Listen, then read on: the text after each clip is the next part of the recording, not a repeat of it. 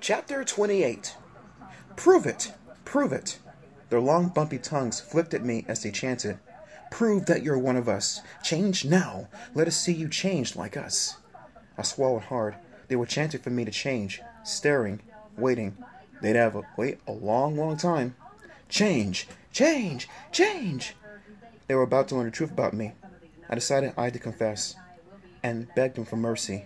Guys, I started. But then a girl's shout rose over the chanting of the creeps.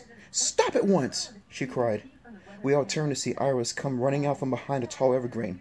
The four creeps uttered grunts of surprise. Their eyes rolled widely in their purple lizard heads. "I am the commander, second in command," Iris declared, her long earrings jangling wildly.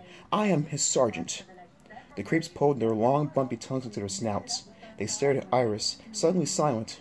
"The commander and I do not choose to transform now," Iris told him sternly. "We do not have time. We must bake the cookies now. We must prepare the seeds for the bake sale." "Yay!" The creeps cheered Iris. "Thank you, Sergeant," Brenda said. "I'm glad you like my plan." "Your plan will work," Iris replied.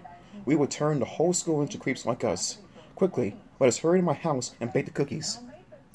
The four lizard creatures offered up another cheer. They slapped tongues. Then they quickly began to change back into kids. The purple on their skin faded. The quivering bumps slid into their skin. Their snouts shrunk and their faces twisted back into the face of the kids I knew. As they changed back, I leaned close to Iris and whispered in her ear, "Iris, you're really one of them?" "Yes, Commander," she replied, keeping her eyes on the four creeps. "Do not worry. This new plan will not fail." I opened my mouth to say something, but no sound came out. I couldn't believe it. Iris! A creep! We began making our way through the woods. Iris led the way to her house.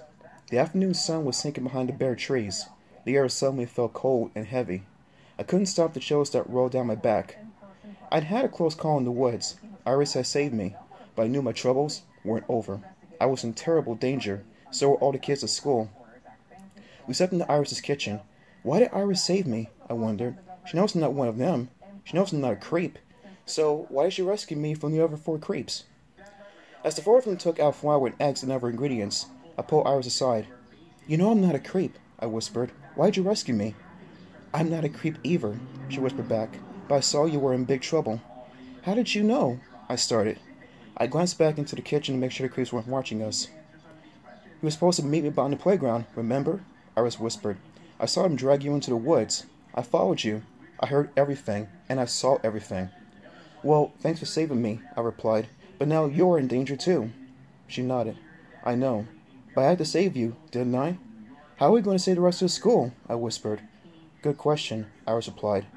"We have to bake the cookies. Now, we don't have a choice. When we get to the bake sale, we'll figure out a way to keep the kids from eating them." "Yeah, sure." I rolled my eyes.